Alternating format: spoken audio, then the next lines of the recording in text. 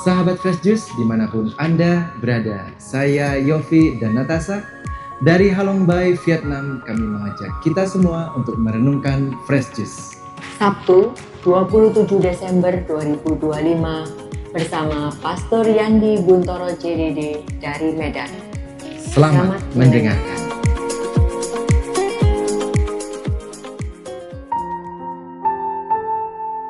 Halo teman-teman pendengar dan pewarta Daily Fresh Juice yang saya cintai. Kembali bertemu dengan saya, Pastor Johannes Yandi Buntoro CDD, di tempat tugas saya di Paroki Kristus Raja di kota Medan. Injil kita pada hari ini diambil dari Injil menurut Santo Yohanes, bab 20 ayat 2 sampai dengan 8. Pada hari Minggu Paskah setelah mendapati makam Yesus kosong, Maria Magdalena berlari-lari mendapatkan Simon Petrus dan murid yang lain yang dikasihi Yesus. Ia berkata kepada mereka, "Tuhan telah diambil orang dari kuburnya, dan kami tidak tahu di mana ia diletakkan." Maka berangkatlah Petrus dan murid yang lain itu ke kubur. Keduanya berlari bersama-sama, tetapi murid yang lain itu berlari lebih cepat daripada Petrus, sehingga ia lebih dahulu sampai di kubur. Ia menjenguk ke dalam dan melihat kain kapan terletak di tanah, tetapi ia tidak masuk ke dalam. Maka tibalah Simon menyusul dia dan masuk ke dalam kubur itu. Ia melihat kain kapan itu terletak di tanah, sedangkan peluh yang tadinya ada di kepala Yesus tidak terletak dekat kain kapan itu, tetapi agak di samping di tempat yang lain, dan sudah tergulung. Maka masuklah juga murid yang lain, yang lebih dahulu sampai di kubur itu, dan ia melihatnya dan percaya. Demikianlah sabda Tuhan. Kata terima kasih itu sangat penuh dengan makna. Artinya ketika kita mengucapkan terima kasih kepada orang, kita mengakui bahwa kita sudah menerima kasih dari orang itu, berupa bantuan dan perhatian kepada kita. Mengakui orang mengasihi kita, sama juga dengan mengakui kita adalah orang yang pernah dikasihi. Jadi bukan orang yang diabaikan. Dalam bacaan hari ini kita melihat murid itu mengatakan dia adalah murid yang dikasihi. Setelah itu dia menyebut murid yang lain. Apakah orang itu? Tidak ada bukti dia adalah Yohanes. Tetapi dari kitab yang ditulisnya, dari pernyataan Yesus kepadanya di kayu salib, kita menduga bahwa itu adalah Yohanes Penginjil, orang yang sangat dekat dengan Yesus. Bahkan ketika murid-murid ingin bertanya, siapa kira-kira yang mengkhianati Yesus? Mereka minta Yohanes yang bertanya. Artinya mereka tahu bahwa Yohanes dikasihi oleh Yesus, mendapatkan perhatian khusus dari Yesus. Menjadi orang yang dikasihi tentu tidak gampang. Minimal orang itu punya kriteria, punya syarat untuk dikasihi orang. Kadang-kadang kita menuntut orang lain menghargai kita, mengasihi kita, padahal kita mungkin belum menunjukkan kualitas untuk dikasihi orang. Kadang-kadang kita kecewa ketika kita berbuat baik kepada orang dan orang tidak bilang terima kasih. Mungkin orang tidak merasa dikasihi. Orang hanya merasa kita berbuat sekedarnya saja. Atau mungkin karena kita berbuat sesuai dengan kewajiban kita.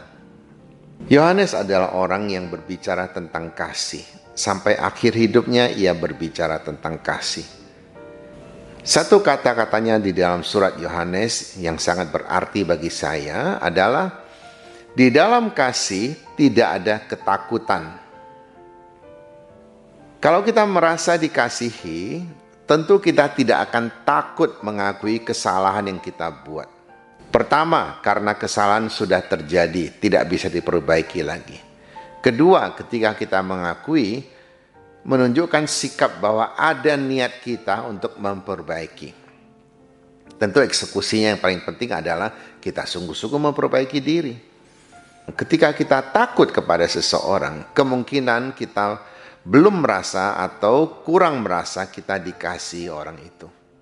Kita khawatir nanti dia akan marah besar, akan menghukum kita, bahkan mungkin meninggalkan kita. Karena itu mampu merasa dikasihi akan membuat kita tidak lagi takut. Ketakutan kita satu-satunya hanya menyakiti orang yang mengasihi kita itu. Begitu pula dengan sebaliknya. Yohanes menunjukkan kasihnya kepada Yesus. Ketika dia dan Petrus diberitahu bahwa Yesus sudah bangkit, ia segera berlari, bahkan larinya lebih kencang karena dia masih muda. Juga karena ia ingin cepat-cepat melihat orang yang mengasihinya dan juga dikasihinya.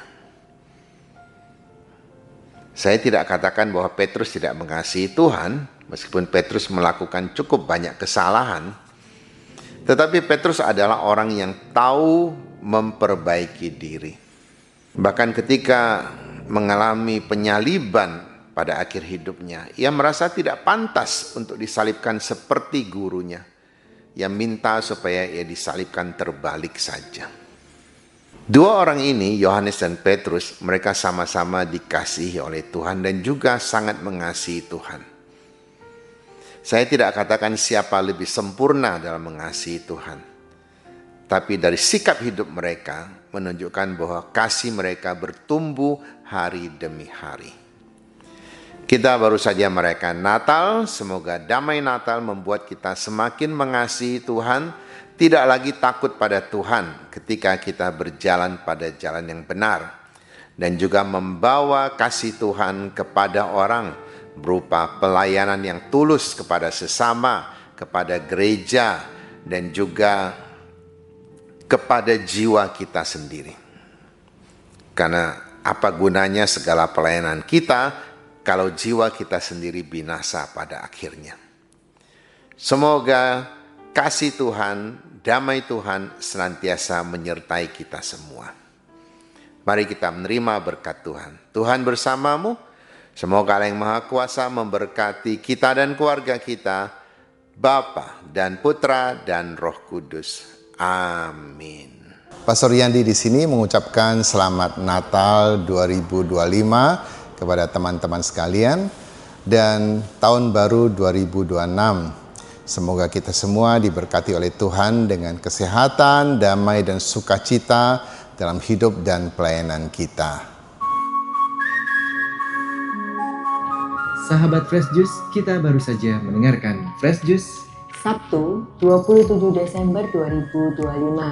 Terima kasih kepada Pastor Yandi untuk renungannya hari ini. Sampai berjumpa kembali dalam Fresh Juice edisi selanjutnya.